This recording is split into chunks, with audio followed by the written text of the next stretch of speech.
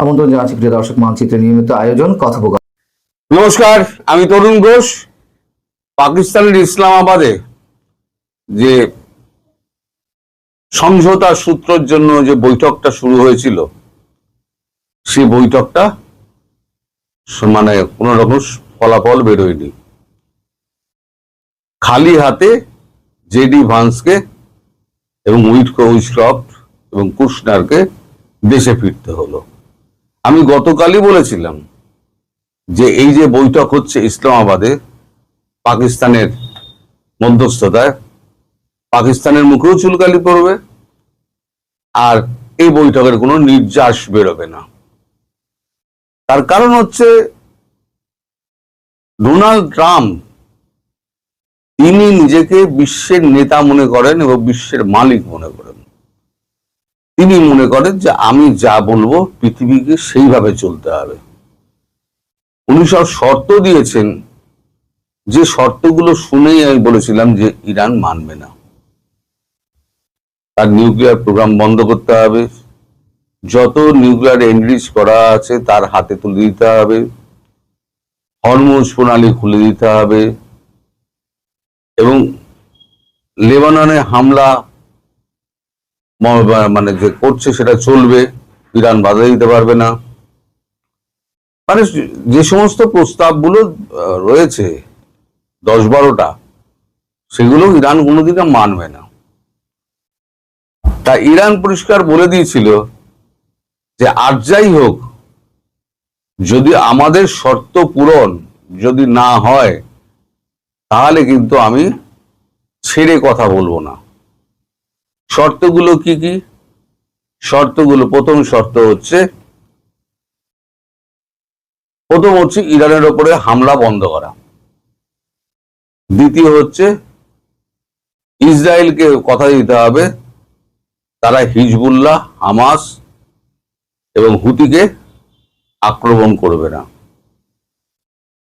আর দ্বিতীয়বার যেন ইরানের দিকে চোখ তুলে না তাকানো হয় এবং ওই হরমুজ প্রণালী সেটা তাদের আয়ত্তেই থাকবে, সেখানে কেউ নাক গলাতে পারবে না, বিশেষ করে ইউএস, ইসরায়েল এবং তার যত মিত্র শক্তি আছে। বৈঠক তো শুরু হলো।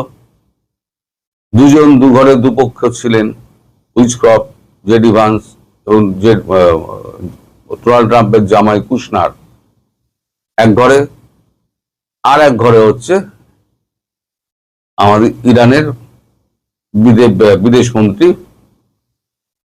আরাগাছি, আর প্রধানমন্ত্রী আমাদের শাহবাজ শরীফ, সে শুধু এই ঘর ওই ঘর, এই ঘর ওই ঘর দৌড়দৌড়ি করে বেরিয়েছে। 2 ঘন্টার জন্য শেষে বিরতি হয়েছে। বিরতি হওয়ার পর অনেক কষ্টে দুই পক্ষকে সামনে বসিয়েছেন শাহবাজ শরীফ। এবার একটা কিছু হবে, কারণ তার আগে থেকেই ইসলামাবাদ নাচছে যে আমরা এশিয়ান টাইগার হয়ে যাব যদি আমি এটা করতে পারি। আসলে 47 সালের পর থেকে তো আর কোন রকম সফলতার মুখ দেখেনি। তো এইটা যদি করতে পারি, এইটা তাহলে আমাদেরকে লিখেই ফেললো, দাবি করে ফেললো যে আসিম মুনির এবং শাহবাজ শরীফকে নোবেল দিতে হবে। আরে বৈঠক তো আগে হতে দে ভাই, বৈঠকের সমাধান সূত্র বেরোক, তারপর তো নিজের দাবি। ও পাকিস্তানের ঢোল পেটানো একটা স্বভাব, জীবনে কিছু পায়নি তো।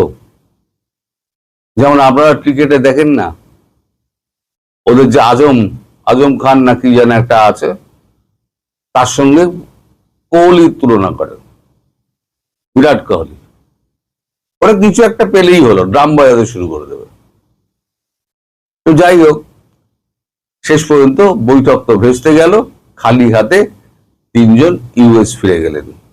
আর বৈঠক ভেস্তে যাওয়ার আর একটা কারণ হচ্ছে, আপনি একটা শত্রুপক্ষের সঙ্গে আপনি বৈঠক করছেন, সেই বৈঠকে আপনি কি করে তার আগেই আপনি তাকে একটা হুঙ্কার দিয়ে দিলেন। হুঙ্কারটা কি? হুঙ্কারটা হচ্ছে এশিয়া ওয়ার্জন লিখছে breaking, Donald Trump says the strait of Hormuz will reopen with or without ইরানস approval. কালকে বৈঠক হচ্ছে, কালকে উনি সকালবেলা এইটি পোস্ট করে দিয়েছেন। এটার মানে কি? এর মানে হচ্ছে যাই হোক না কেন আমার কথা ওই স্ট্রেট অফ হরমুজ খুলতেই হবে, সেটা এতে হোক কি বলে আলোচনার মাধ্যমে হোক, জিতুক হারুক আমার কেউ যায় আসে না, ওটা খুলে দিতে হবে। তো এখন এই যে বৈঠকটা ব্যর্থ হয়ে গেল, এতে কি হবে? এতে মধ্যপ্রাচ্যের দেশগুলো আবার বিপদে পড়বে, আমেরিকার আরো অর্থ যাবে, ট্রাম্পের ইমপিচমেন্ট তো অবশ্যম্ভাবী, কারণ এরপরেই দেখবেন ইমপিচমেন্টের প্রস্তাব উঠবে। আমি বলে দিচ্ছি আজকে, এরপর কিন্তু সেনেটে ইমপিচমেন্টের প্রস্তাব উঠবে খুব শিগগিরই। কবে আমি বলতে পারবো না, খুব শিগগিরই উঠবে। আর হচ্ছে ইরান এবার ভারতের কাছে অ্যাপিল করেছে যে আপনারা পাকিস্তানকে মারুন, আমরা আপনাদের সঙ্গে আছি। কারণ ইরানের সঙ্গে ভারতের একটা সমঝোতা সূত্র হয়েছে, ভারতীয় যত জাহাজ আছে আটকে থাকা, সেই জাহাজগুলো এপার থেকে ওপার, ওপার থেকে এপার, এপারে যারা আটকে আছে হরমুজ প্রণালীর এপারে, তাদেরকে দুটো যুদ্ধ জাহাজ এবং সাবমেরিন দিয়ে ওপারে ছেড়ে দেওয়া, পারস্য উপসাগরে ছেড়ে দেওয়া, আর পারস্য উপসাগরে যেগুলো আটকে আছে সেগুলোকে হরমুজ প্রণালী পেরিয়ে এনে এপারে ছেড়ে দেওয়া। এই কাজটা কিন্তু ভারত করে যাচ্ছে, মানে লেনদেনটা ভারত চালিয়ে যাচ্ছে। এখন পাকিস্তান তো চিরশত্রু, তাহলে শত্রুকে ঠেঙাও, আচ্ছা করে ঠেঙাও। ফলে ইরান যখন বলছে ভারতবর্ষকে যে পাকিস্তানকে একটু ঠেঙান, এমনি তো ভারত বসে আছে ঠেঙানোর জন্য, তাহলে ইরানকে সন্তুষ্ট করার জন্য এই ঠেঙানোর টাইমটা আর একটু এগিয়ে আসবে। এবারে এমন ঠেঙাবে যে হাড়গোড় আর থাকবে না। আমি গ্যারান্টি দিয়ে আপনাদের বলে দিচ্ছি, আমি শুরু থেকে বলেছি এই হাত পুড়িয়েছে ডোনাল্ড ট্রাম্প। আপনি দেখুন, ডোনাল্ড ট্রাম্পের সামনে যুদ্ধ চালিয়ে যাওয়া ছাড়া অন্য কোনো রাস্তা নেই। আর বারুদ আর একটা যেটা লাগলো সেটা হচ্ছে পাকিস্তানের ওপরে। ইরান ভারতকে বলেছে আপনারা পাকিস্তানকে আক্রমণ করে পাকিস্তানকে ধ্বংস করে দিন, কারণ পাকিস্তান এই জিনিসটা পাকিয়েছে এবং পাকিস্তান চেষ্টা করছে যে করে হোক একটা করিডোর করে বালুচ লিবারেশন আর্মি এদেরকে ওই এর মধ্যে মানে ইরানের মধ্যে ঢুকিয়ে দিয়ে কোন রকমের একটা ইরানের মধ্যে গৃহযুদ্ধ লাগিয়ে দেওয়া। কিন্তু বালুচ লিবারেশন আর্মি তো পাকিস্তানের শত্রু, তারা কথা শুনছে না, কিন্তু এই খবরটা চলে গিয়েছে ইরানের কাছে। আচ্ছা, তুমি একদিকে সমাধান সূত্র বার করার জন্য তুমি এখানে বৈঠক করাচ্ছ নাম কেনার জন্য, আবার তুমি এখানে বিএলএ বালুচিস্তান লিবারেশন আর্মি তাকে তুমি বলছো যে আপনারা ওখানে ঢুকে যাও, তোমাদের ওখানে আমরা স্বাধীনতা দিয়ে দেবো। স্বাধীনতা ঘোড়ার ডিম দেবে। পাকিস্তান হচ্ছে পৃথিবীর সব থেকে 2 নম্বর রাষ্ট্র, এবং পাকিস্তানে যে এইটা কিছু হবে না, পাকিস্তান যে হাস্যাস্পদ হবে, তার প্রথম কারণ হচ্ছে এবং শেষ কারণ হচ্ছে পাকিস্তান একটি সন্ত্রাসবাদী রাষ্ট্র। সন্ত্রাসবাদী রাষ্ট্র হিসেবে চিহ্নিত যে দেশটা, সেই দেশে কখনো যুদ্ধ বন্ধের মানে সমঝোতা কখনো হতে পারে না। আর মোদিজির কাছে ট্রাম্প কোনোদিনই ফোন করবেন না। মোদিজির কাছে যদি একদিন ধরে ফোন করতেন অথবা মোদিজিকে বলতেন আপনি এবার আসলে নামুন, তাহলে কিন্তু যুদ্ধের কিন্তু ফলাফলটা অন্যরকম হয়তো হতে পারত, অন্তত এতটা ভীষণ জায়গায় যেত না। এখন যেটা হবে সে আঘাতটা হচ্ছে একেবারে চূড়ান্ত আঘাত, মানে আগে যা হয়েছিল তার চতুর্গুণ আঘাত হবে। ইরানের কাছে মিসাইল আর এর অভাব নেই। এর মধ্যে পাকিস্তান আবার 20,000 সেনা পাঠিয়েছে সৌদি আরবে। একই নিজের সেনা মরছে, সৌদি আরবের সেনা পাঠিয়েছে। এখন সৌদি আরবে তো আর ইরান গিয়ে যুদ্ধ করবে না, ওই যে ড্রোন ফোন গুলো আছে ওগুলোকে ওই গুলি করে নামানো পামানো, এই সমস্ত মিসাইল টিসাইল দিয়ে নামানো টামানো, এই সমস্ত কাজ করার জন্য 20,000 সেনা পাঠিয়েছে। পাঠিয়েই দেওয়া বলেছে, হুজুর আমাদের $2 বিলিয়ন আমাদের খুব দরকার, কিন্তু সেটা আমরা ফেরত দিতে পারবো না। ভাবুন, এদিকে আমেরিকাকে সন্তুষ্ট করে আবার IMF কে বলেছে আমাদের $5 বিলিয়ন যেটা লোন আটকে আছে, ওই $5 বিলিয়ন আমাদেরকে ছেড়ে দিন। তারপরে ওর কাজটা হলো এই মধ্যখানে মিডিয়েটার হয়ে আমি এপাশ থেকে 2 বিলিয়ন, ওখান থেকে IMF থেকে 5 বিলিয়ন, এবার কাতার থেকে কিছু নেব, তো তোমাকে সুরক্ষা দেবো। এবার কারোর সুরক্ষা উপমহাদেশীয় যে দেশগুলো রয়েছে, উপসাগরীয় দেশগুলো রয়েছে, তারা আর চাইবে না। এই কারণে চাইবে না, কারণ তারা এবার বলবে ইউএসকে পাত্তারি গোটাও, পাত্তারি গোটাও, তোমার মানে এই সুরক্ষা আমাদের চাই না, তোমাদের সুরক্ষা আমরা দেখে নিয়েছি, আমরাই ক্ষতিগ্রস্ত হয়েছি, ফলে এবার তোমরা পাত্তারি গোটাও। খুব শিগগিরই আপনারা এই খবরটা দেখতে পাবেন, খুব শিগগিরই। এটা আমি আগাম বলে রেখে দিলাম। বাংলাদেশের পররাষ্ট্র মন্ত্রণালয় বলছে, দেশটির পররাষ্ট্রমন্ত্রী খলিলুর রহমান ভারত সফরে গিয়ে সাবেক প্রধানমন্ত্রী শেখ হাসিনা এবং সাবেক স্বরাষ্ট্রমন্ত্রী আসাদুজ্জামান খান কামালকে ফেরত চেয়েছেন। গত 8 এপ্রিল দিল্লিতে ভারতের পররাষ্ট্রমন্ত্রী এস জয়শঙ্করের সঙ্গে বাংলাদেশের পররাষ্ট্রমন্ত্রী ডক্টর খলিলুর রহমানের বৈঠকে এই প্রত্যর্পণ চাওয়া হয় বলে বাংলাদেশের পররাষ্ট্র মন্ত্রণালয়ের বিজ্ঞপ্তিতে দাবি করা হয়েছে। আবার তার ঠিক একদিন পরেই সন্ত্রাসী কার্যক্রমে জড়িত কোনো সত্তার যাবতীয় কার্যক্রম নিষিদ্ধ করার বিধান যুক্ত করে অন্তর্বর্তী সরকার আমলে জারি করা সন্ত্রাসবিরোধী সংশোধন অধ্যাদেশকে আইন হিসেবে পাশ করেছে বিএনপি। গত বছর ওই অধ্যাদেশের বলে আওয়ামী লীগের কার্যক্রম যখন নিষিদ্ধ ঘোষণা করা হয়, তখন ভারত ছিল প্রথম দেশ যারা বাংলাদেশ সরকার এই সিদ্ধান্ত নিয়ে উদ্বেগ জানিয়েছিল।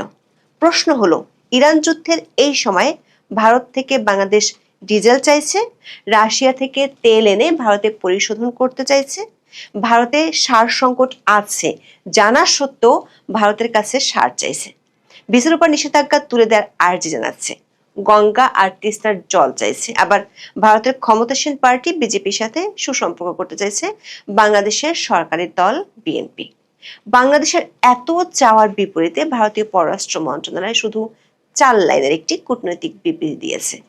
বাংলাদেশের তেল, জল, সারের চাহিদার জবাবে ভারত হ্যাঁ বা না কোনোটাই বলছে না। সবচেয়ে বিস্ময়কর হলো শেখ হাসিনাকে ফেরত চাওয়া এবং আওয়ামী লীগ নিষিদ্ধের ইস্যুতেও ভারত সরকার একেবারেই মুখে কুলু পেটেছে। স্বাভাবিকভাবে প্রশ্ন উঠছে, বাংলাদেশের অন্তর্বর্তী সরকার আমলে এই 2 ইস্যুতে ভারত খুব তড়িৎ প্রতিক্রিয়া জানালেও এখন চুপ কেন? আওয়ামী লীগের ভেতরে আলোচনা আছে, ত্রয়োদশ জাতীয় সংসদ নির্বাচনে আওয়ামী লীগের সমর্থকরা বিএনপিকে ভোট দিয়েছিল আর তাতে ভারতেরও সায় ছিল। তা সত্ত্বেও আওয়ামী লীগের নিষেধাজ্ঞা ইস্যুতে এখন ভারতের কোনো প্রতিক্রিয়া নেই কেন, সেই প্রশ্ন আছে দলটির মধ্যে। অবশ্য ভারতীয় আন্তর্জাতিক গণমাধ্যমে ছাপা হওয়া একাধিক বিশ্লেষণের ভাষ্য অনুযায়ী ভারতের এই চুপ থাকাটা সাময়িক ও কৌশল এবং তার কারণ ভারতের অভ্যন্তরীণ রাজনীতি। মে মাসের প্রথম দিকে ভারতের অভ্যন্তরীণ রাজনীতির ওই অনুঘটকের ফাড়াটা কেটে গেলে মুখ খুলতে পারে ভারত। অবশ্য তার পরপরই বাংলাদেশের প্রধানমন্ত্রী তারেক রহমানের ভারত সফরের সূচি যদি চূড়ান্ত হয়, তাহলে সেখানেই হবে 2 ইস্যুতে আলোচনা। বিস্তারিত জানতে চলুন যাওয়া যাক বিশ্লেষণে।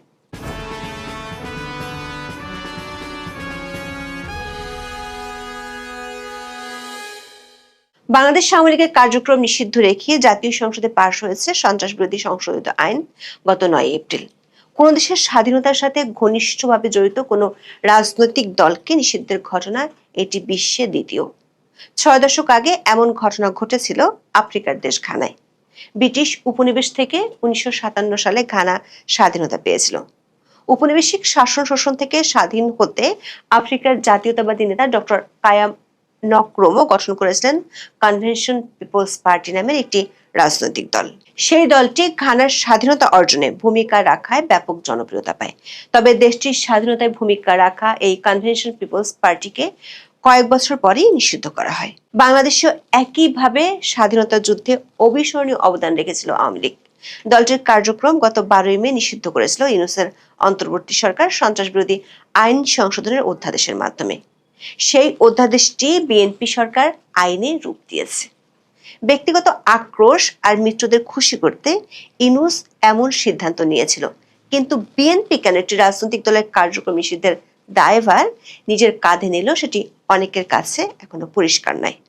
নির্বাহী আদেশে দল নিষিদ্ধের এমন প্রক্রিয়া ব্যাপকভাবে সমালোচিত হচ্ছে, কিন্তু অবাক করা বিষয় হলো ইউনূসের সরকার যখন আওয়ামী লীগের কার্যক্রমের উপর নিষেধাজ্ঞা দিয়েছিল তখন ভারতই প্রথম দেশ যারা এর জন্য উদ্বেগ জানিয়েছিল। কিন্তু বিএনপি যখন অধ্যাদেশটি আইন হিসেবে পাশ করে ওই নিষেধাজ্ঞাকে পাকাপোক্ত রূপ দিল তখন ভারত সরকারের কাছ থেকে কোনো প্রতিক্রিয়া আসেনি। আবার বাংলাদেশের পার্লামেন্টে যখন আইনটি পাশ হচ্ছে তখন বাংলাদেশের পররাষ্ট্রমন্ত্রী খলিলুর রহমান দিল্লিতে ছিলেন। আইনটি পাশের একদিন আগেই সেখানে বৈঠক করেন ভারতের পররাষ্ট্রমন্ত্রী এস জয়শঙ্করের সাথে। একই বিমানে করে ভারতের পররাষ্ট্রমন্ত্রীর সাথে মরিশাস গিয়েছেন, যাকে বলা হচ্ছে বাংলাদেশের কূটনীতির ইতিহাসে লং ডিপ্লোম্যাটিক জার্নি। লক্ষণীয় বিষয় হলো ইরান যুদ্ধের সময় বিশ্বব্যাপী যখন তেলের সংকট তখন ভারত বাংলাদেশকে 4 দফায় 22,000 টন ডিজেল দিয়েছে। দিল্লিতে গিয়ে খলিলুর রহমান ভারতের পেট্রোলিয়াম মন্ত্রী হরদীপ সিং এর সাথে বৈঠক করে আরো তেল চেয়েছেন। বিজনেস স্ট্যান্ডার্ডের এক রিপোর্টে বলা হয়েছে জ্বালানি উৎস বহুমুখীকরণে রাশিয়ার অপরিশোধিত তেল ভারতের শোধনের পরিকল্পনা করছে বাংলাদেশ। শুধু তেল নয়, খলিলুর রহমান ভারতের কাছে সারও চেয়েছেন। ভারতের নিজেরই সার সংকট আছে জানা সত্ত্বেও বাংলাদেশ ভারতের কাছে সার চেয়েছে। দৈনিক ইনকিলাবের এক রিপোর্টে বলা হয়েছে মধ্যপ্রাচ্য সংকটের কারণে ভারত চীন থেকে সার আনতে আলোচনা শুরু করেছে। সেখানে বাংলাদেশ চীনের কাছ থেকে সার না চেয়ে ভারতের কাছেই চেয়েছে। তেল সারের বাইরে বাংলাদেশ ভারতের কাছে গঙ্গা পানি চুক্তি নবায়নের কথা জানিয়েছে, চেয়েছে ভারত যেন ভিসার উপর নিষেধাজ্ঞা তুলে দেয়। খলিলুর রহমানের সাথে দিল্লি সফরে গিয়েছিলেন তারেক রহমানের পররাষ্ট্র উপদেষ্টা হুমায়ুন কবির।